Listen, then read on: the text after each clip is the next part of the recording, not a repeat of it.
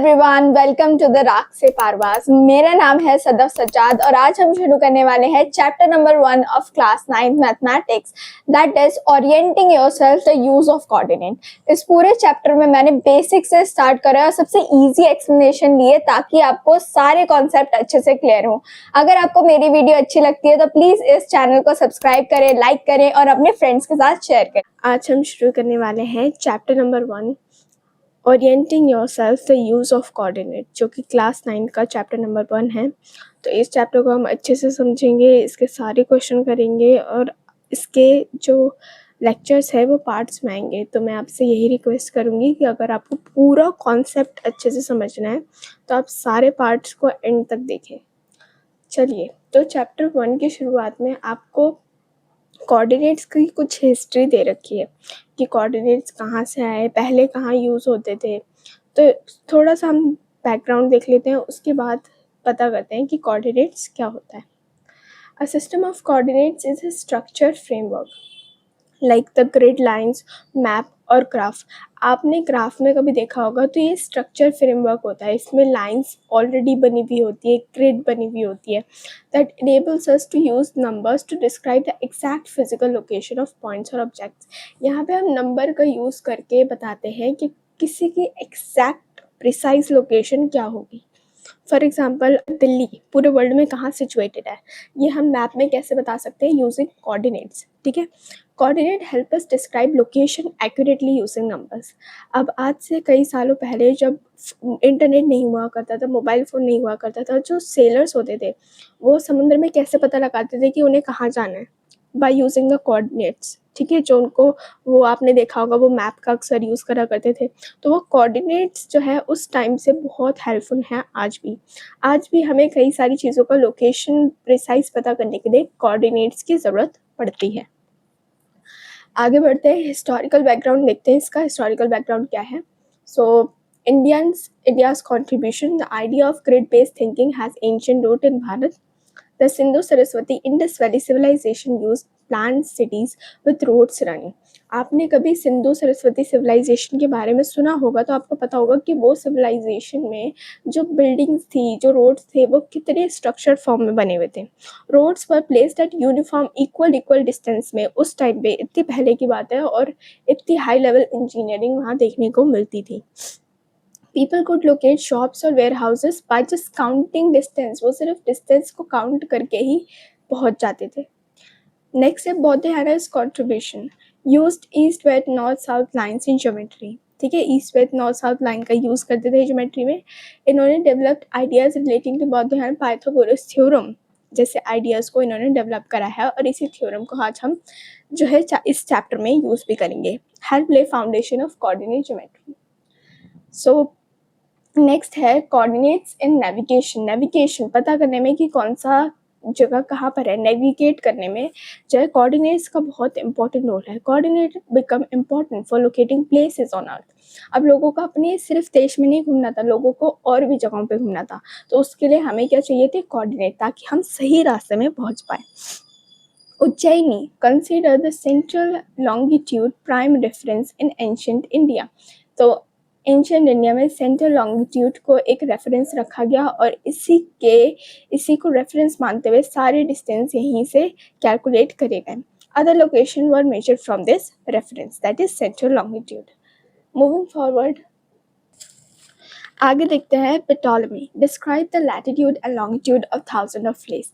पिटोलमी ने जो है हमें जो है क्या बताया, लैटिट्यूड और लॉन्गिट्यूड का जो है कॉन्सेप्ट दिया। आर्यभट्ट 499 BC, आपने सबने सुना होगा आर्यभट्ट का कॉन्ट्रीब्यूशन और इनके बारे में। Replace the cords with sine, use celestial coordinate to map stars and city. इन्होंने सेलेस्टियल कोऑर्डिनेट यानी अर्थ के बाहर के कोऑर्डिनेट दिए थे जिससे हम पता कर सके कि स्टार्स कहाँ हैं और अलग अलग सिटीज़ कहाँ लोकेटेड है। मेड कोऑर्डिनेट कैलकुलेशन ईजियर, इन्होंने और इजी बना दिया था हमारे लिए कैलकुलेट करना कोऑर्डिनेट्स को। नेक्स्ट है Brahmagupta contribution 628 CE introduce the concept of zero, इन्होंने ज़ीरो को कॉन्सेप्ट लेकर आए, नेगेटिव नंबर्स का कॉन्सेप्ट लेकर आए। अगर हमारे पास नेगेटिव नंबर नहीं होते तो काफ़ी सारी ऐसी लोकेशन होती जो आज भी हम एक्सप्लेन नहीं कर पाते। इन द कार्टेशियन प्लेन, मैं आगे अभी आपको बताऊंगी कार्टेशियन प्लेन कैसे दिखता है और इस पे कोऑर्डिनेट्स को कैसे एलोकेट करते हैं, जिसमें ओरिजिन को ज़ीरो माना गया है, 0 0। Negative axis represent value less than zero. Negative values क्या होती है? जो वैल्यूज़ जो लेस देन ज़ीरो, जैसे -1, -2, -3, these are the value which are lesser than zero. तो ये सारी वैल्यूज़ को हम एक्सेस पे कैसे रिप्रेजेंट करेंगे, तो ये सारा contribution. His work made the 4 quadrant Cartesian plane possible. इनके काम ने 4 क्वाड्रेंट का जो कार्टेशियन प्लेन था उसको पॉसिबल बनाया है। Brahmagupta's work was translated into Arabic. इनका जो काम था वो अरेबिक में भी ट्रांसलेट करा गया है। The Ujjaini meridian become a reference line in Arab geography. जो उज्जैनी का मेरिडियन था वो अरब में भी क्या बन गया, एक रेफरेंस लाइन बन गया। Arab scholar also adopted the use of negative number. उन्होंने भी नेगेटिव नंबर का यूज़ करना शुरू कर दिया। आपको फिलहाल ये लग रहा होगा कि हम मैथ्स में ये हिस्ट्री क्यों पढ़ रहे हैं, लेकिन थोड़ा सा बैकग्राउंड जानना से आपको और अच्छी नॉलेज मिल जाती है कि उन कोऑर्डिनेट्स का कैसे कैसे यूज़ होता आ रहा है और हमें उसे किस तरीके से पढ़ना है। और ये जो चीज़ें हैं ये कहीं पे भी एक्सप्लेन नहीं करी गई हैं सिवाय बुक्स के, और बुक्स में काफ़ी कॉम्प्लिकेटेड है। तो आप इसको यहीं समझ लें तो आपके लिए बहुत बेनिफिट होगा, ताकि आपको इस चीज़ का बैकग्राउंड भी अच्छे से पता हो। नेक्स्ट हम देखते हैं Al Biruni's contribution. Studied Indian mathematics and astronomy. इन्होंने जो है इंडियन मैथमेटिक्स पढ़ी, ऑब्वियसली ये बाहर के मैथमेटिशियन हैं अल Biruni. used Indian trigonometry to calculate the coordinates of city। इन्होंने इंडियन ट्रिग्नोमेट्री का यूज़ करा ताकि ये अलग अलग सिटीज़ के कोऑर्डिनेट्स को फाइंड आउट कर सकें। Improve the astrolabe helping sailors find their location using star. इन्होंने सेलर्स जो समुद्र में जहाज चलाते हैं सेलर्स, उनको भी मदद करा कि वो स्टार्स की मदद से लोकेशंस को पता कर सकें। नेक्स्ट है Omar Khayyam contribution. Solve algebraic problem using geometry. इन्होंने अलजेब्रिक प्रॉब्लम का यूज़ करके ज्योमेट्री के सवाल हल करे थे। Connected algebra and coordinate geometry. तो इन्होंने दोनों ही अलग अलग फील्ड्स को जो है कंबाइन कर दिया था, मैथ्स के अलग अलग फील्ड्स को कंबाइन कर दिया था। नेक्स्ट देखते हैं रीनी डिस्कार्ड्स कंट्रीब्यूशन, जो कि 1637 CE के थे।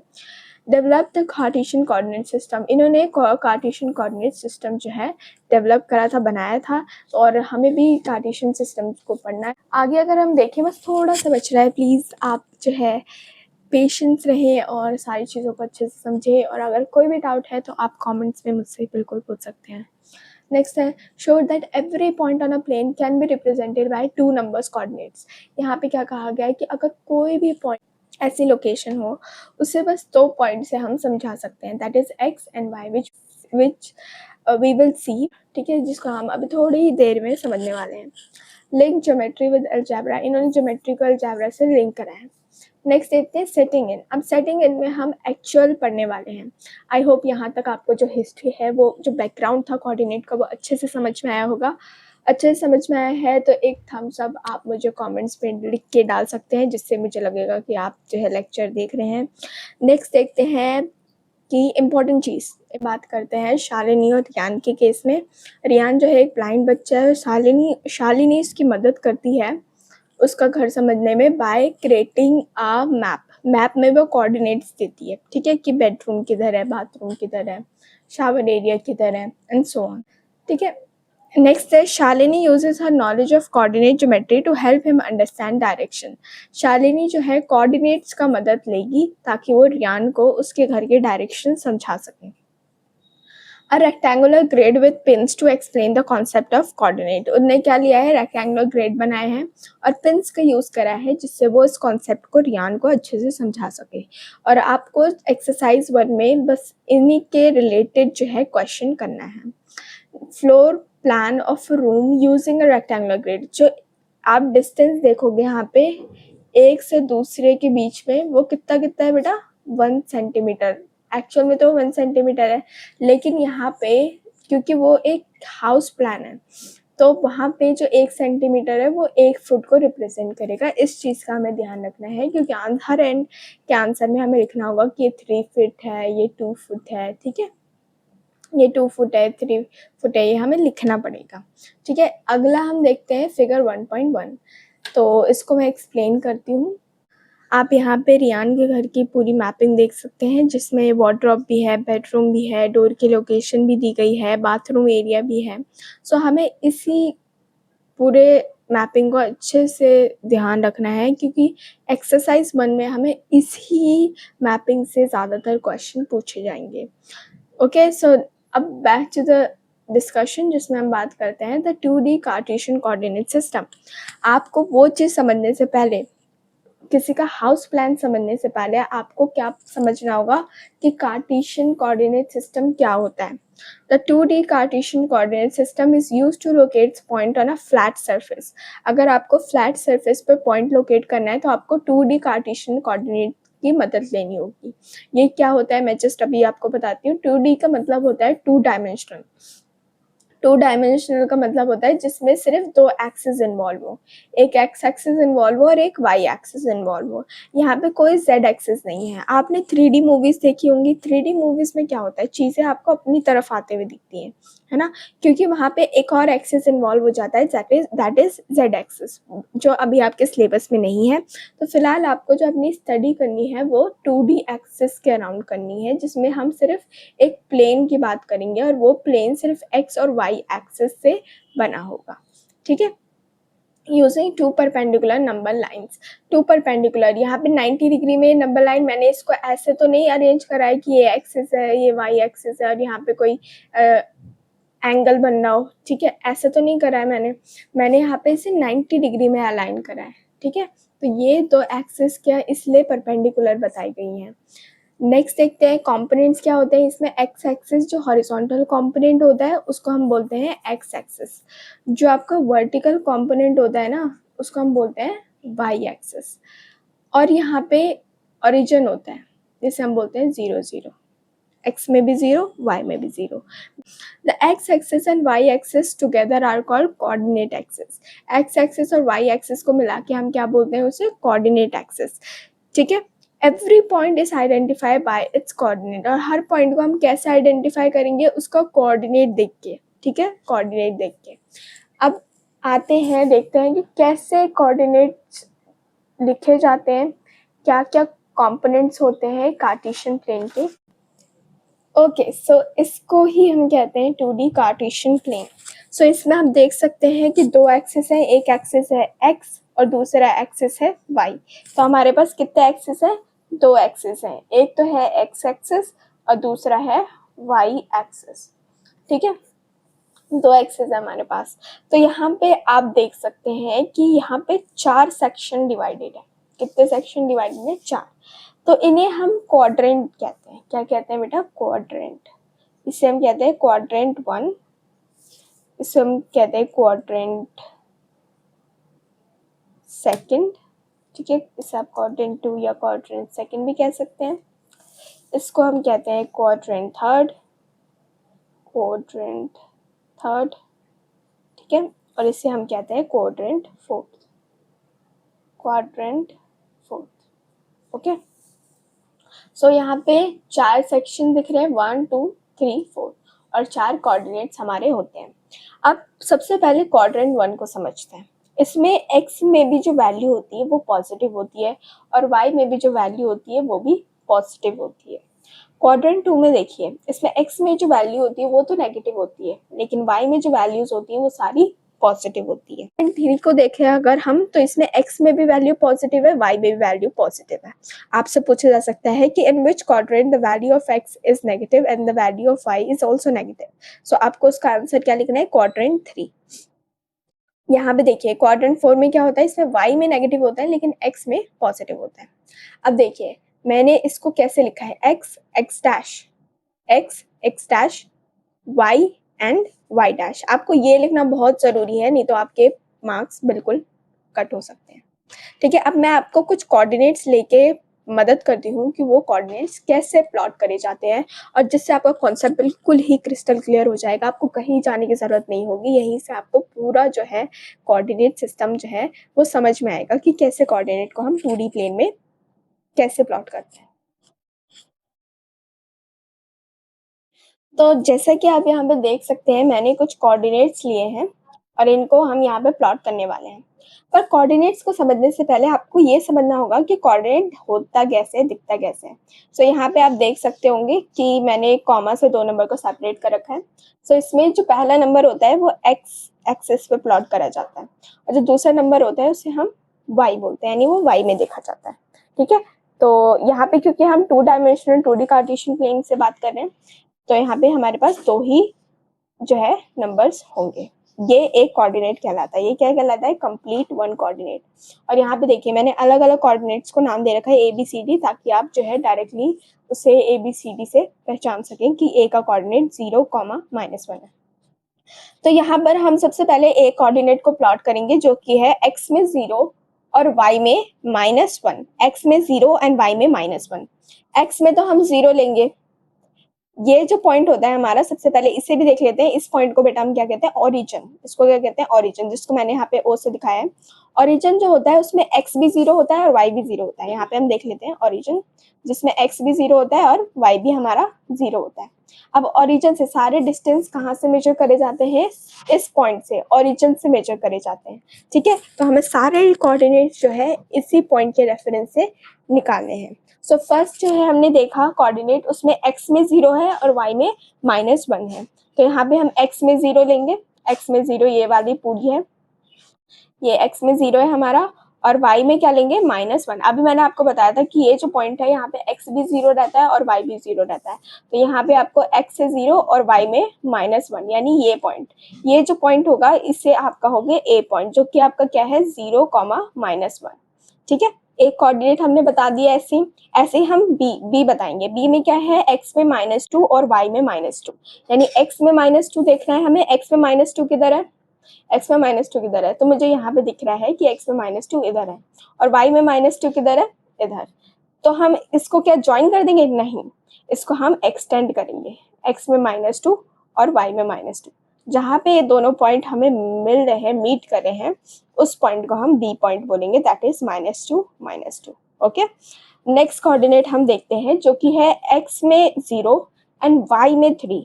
x में 0 तो इधर ही है, इधर से ही आप देखेंगे। x में 0 y में 0 तो इधर ही होता है, लेकिन उस c कोऑर्डिनेट में क्या क्या रखा है? x में 0 लेकिन y में आपका 3 होना चाहिए। x में 0 लेकिन y में 3। तो आपको ऐसे भी कुछ कोऑर्डिनेट्स निकालने को आ जाते हैं जो एक्सिस पे ही लाई करते हैं, और कुछ ऐसे भी कोऑर्डिनेट्स होते हैं जो कि एक्सिस से हटके बीच में कहीं पे भी लाई कर जाते हैं। ठीक है, सो इन सभी टाइप के कोऑर्डिनेट्स को हम यहाँ पे कवर करने वाले हैं। डी पॉइंट देखिए, डी में है x में 7, डी में है x में 7, y में 5, x में 7, y में 5। तो x में 7 इधर आएगा और y में 5 किधर आएगा? इधर आएगा। तो हम क्या करेंगे? यस, आपने बिल्कुल सही कहा, हम इसे एक्सटेंड करेंगे और यहाँ से इसको जो है, जहाँ पे ये मीट करा है दोनों पॉइंट, उधर हम डी पॉइंट डाल देंगे 7, 5। ठीक है, नेक्स्ट देखिए ई क्या कह रहा है? ई है बोला है x में 4, y में 0। x में 4, y में 0, तो y x y 0 तो यहाँ पे ही होता है, लेकिन x में वो 4 होना चाहिए, y में वो 0 हो सकता है, यानी y में कुछ नहीं है, x में वो 4 है। तो यहाँ पे हम इसको ई कोऑर्डिनेट नाम दे सकते हैं 4, 0। ऐसे ही आप देखिए f पॉइंट देखिए, f क्या कह रहा है? f कोऑर्डिनेट देखिए, f कह रहा है x में -4, y में 0, x में -4, y में 0। तो y 0 तो यही होता है, ठीक है, यही पॉइंट है, लेकिन x में वो कितना होना चाहिए? -4 होना चाहिए। x में कितना होना चाहिए? -4 होना चाहिए। तो यहाँ पे मैंने आपको कुछ कोऑर्डिनेट्स बताए हैं, 6 कोऑर्डिनेट्स मैंने आपको बताए हैं, और मैं आपसे कहना चाहूंगी कि आप ये जो 3 कोऑर्डिनेट है G, K, H और I, G, H और I, आप इसको जो है होमवर्क से जो है ट्राई करिए इसको लोकेट करने का। और अगर कोई भी डाउट आता है तो आप वो मुझसे कमेंट्स में पूछ सकते हैं। वैसे तो अब आपको सब कुछ क्रिस्टल क्लियर होगा, क्योंकि यहाँ पे हमने अच्छे से कोऑर्डिनेट्स जो है कुछ लगाना सीख लिए हैं। यहाँ पे आप देख सकते हैं कि x में भी -3 है, y में -3 है, तो आपको x में -3 लोकेट करना है, y में -3, वो जहाँ पे ज्वाइन करेंगे वहाँ वही पॉइंट आपका g पॉइंट होगा, वो जहाँ पर भी मीट करेंगे, ठीक है, वो पॉइंट आपका क्या होगा? g कोऑर्डिनेट होगा। ऐसे ही आप h कोऑर्डिनेट फाइंड आउट कर सकते हैं, और ऐसे ही आप i कोऑर्डिनेट भी फाइंड आउट कर सकते हैं। So h coordinate e coordinate के ही इक्वल है, तो आप जो है E is equals to H भी लिख सकते हैं। तो आप मुझे ये क्वेश्चन करके बताइए, और अगर कोई भी डाउट हो तो आप जो है कमेंट्स में ज़रूर पूछिए। इस तरीके से हम पार्ट 1 जो है यहीं पे एंड करते हैं, जिसमें हमने आपको इंट्रोडक्शन दिया कि कोऑर्डिनेट्स क्या होते हैं, उसका बैकग्राउंड क्या होता है, कहाँ से कोऑर्डिनेट्स जो है आए हैं, कौन-कौन से मैथमेटिशियन हैं जिन्होंने कोऑर्डिनेट्स को आगे बढ़ाया है। फिर हमने कुछ इंट्रोडक्शन देखा कि 2D कार्टेशियन प्लेन क्या होता है। फिर मैंने आपको कुछ कोऑर्डिनेट्स लेके समझाया कि हम कैसे जो है किसी प्लेन पे जो है प्लॉट करते हैं कोऑर्डिनेट्स। पार्ट 2 में मैं आपको एक्सरसाइज समझाऊंगी कि एक्सरसाइज के हर क्वेश्चन को कैसे सॉल्व करना है सही तरीके से, और कैसे अच्छे मार्क्स स्कोर करने हैं मैथ्स में। Okay, so see you in the part 2.